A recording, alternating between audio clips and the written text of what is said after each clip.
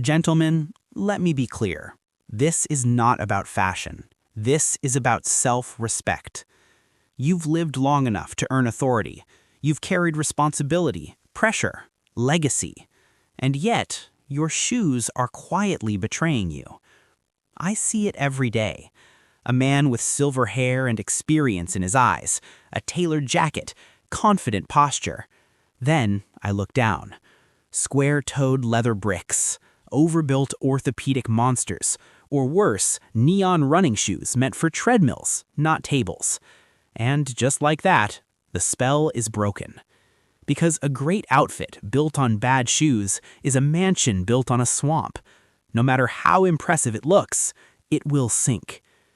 Here's the brutal truth most men don't want to hear. Your shoes are the first credibility test. They tell the world whether you still care or whether you've quietly given up. Now, let's perform surgery. Item 1. The Pilgrim. The square-toed dress shoe. Gentlemen, this is where we begin the cleanup.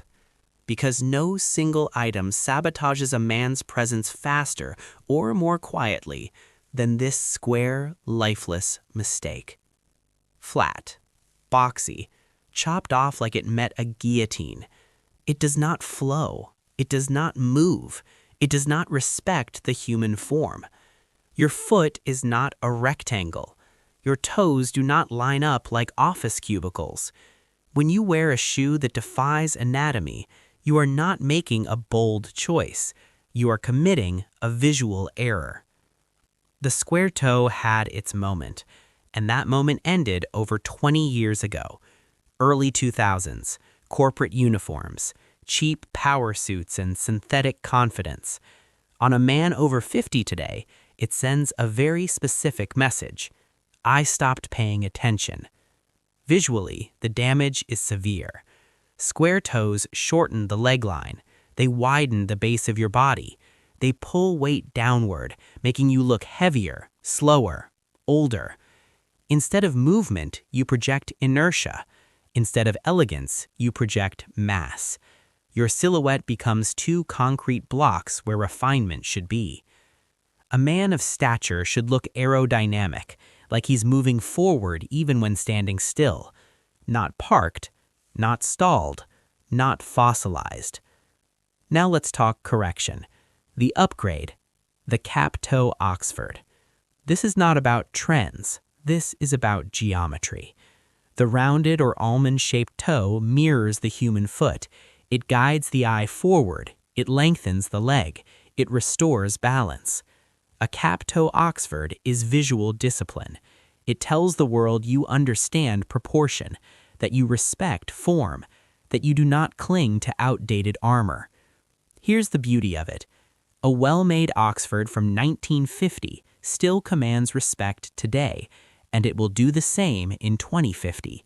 That is not fashion. That is permanence.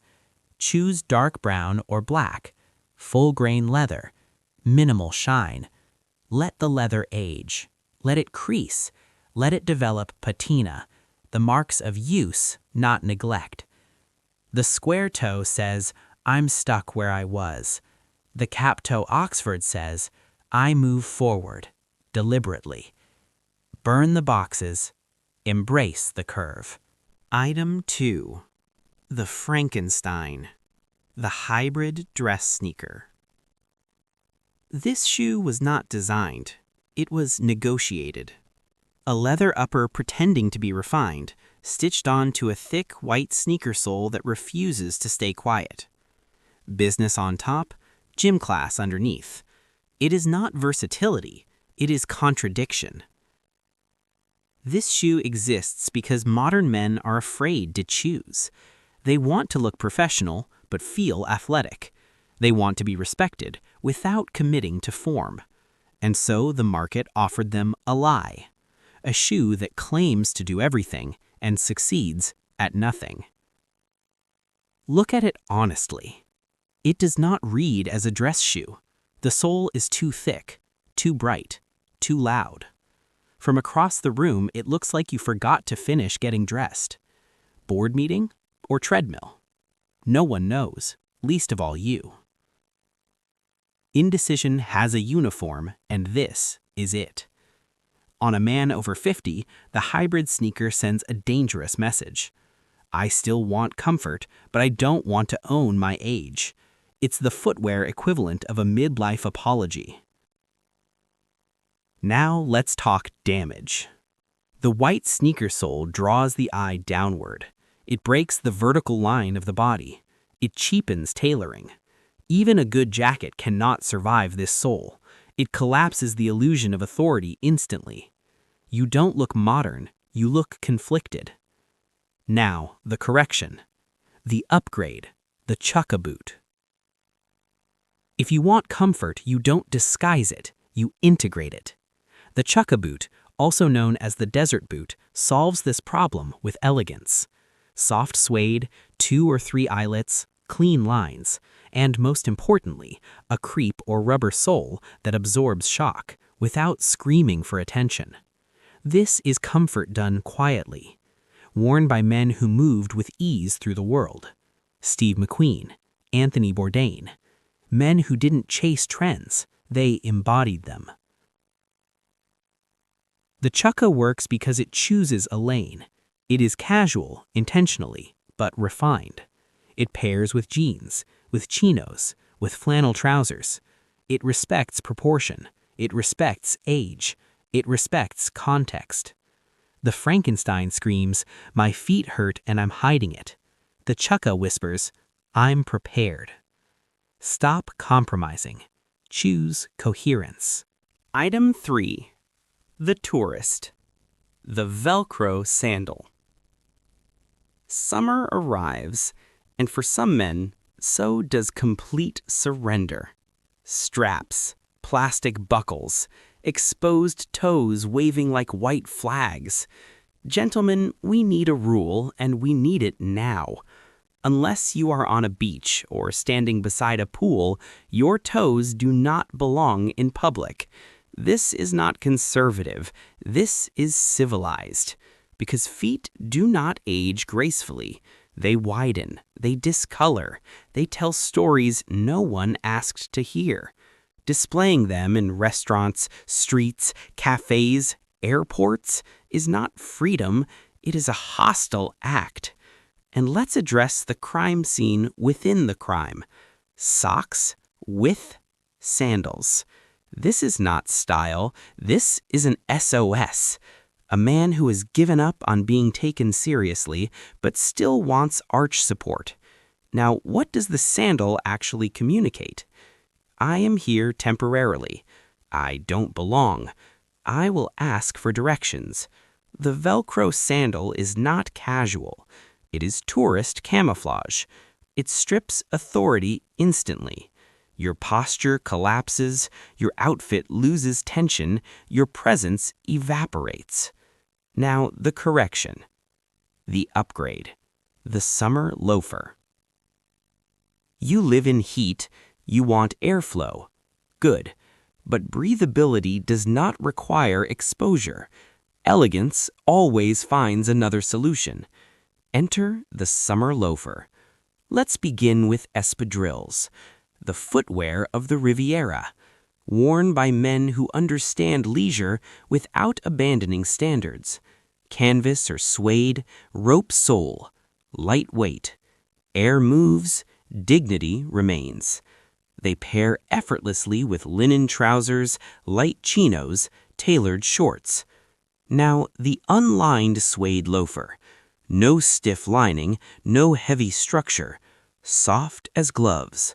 Worn sockless intentionally. This is relaxed luxury. This is how men look comfortable without looking careless. With linen, with cotton, you look like you own time. The sandal says, I'm following a guide. The loafer says, I know where I'm going. Choose accordingly. Item 4. The gym teacher. The neon running shoe. This is not a shoe problem. This is a context problem. Running shoes are tools engineered for speed, shock absorption, and forward propulsion. They are designed to outrun traffic, to absorb pavement, to survive impact. They are not designed to buy groceries, attend dinner, or walk through civilization. Yet, here we are.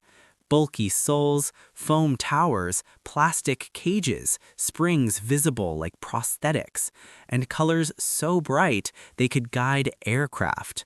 These shoes do not complement an outfit, they hijack it. Your eye goes straight to the feet and stays there. The body above becomes irrelevant. Now, let's talk silhouette. Neon runners widen the base of your frame. They shorten the leg line. They visually drag weight downward. Even a tailored jacket cannot recover from this.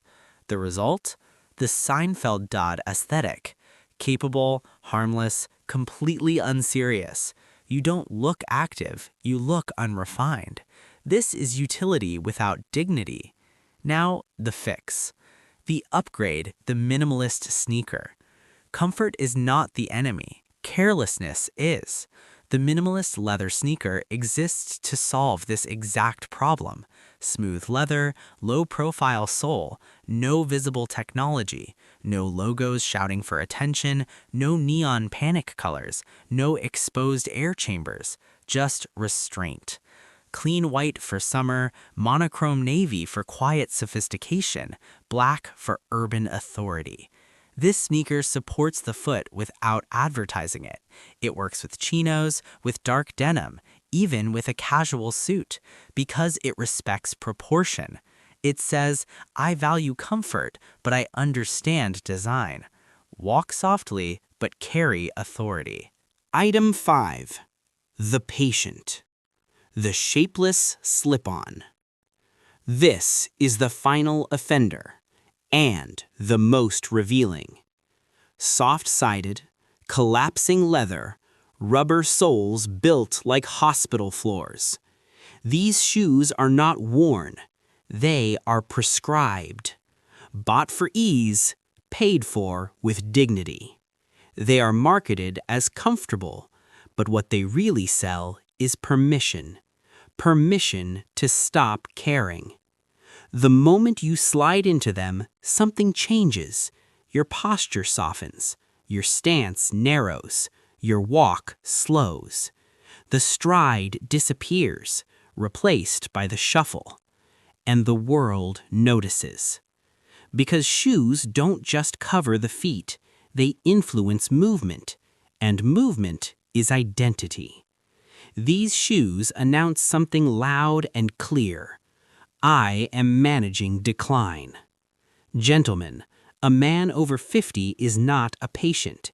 He is not fragile. He is not waiting. He is experienced, calibrated, dangerous in a quiet way.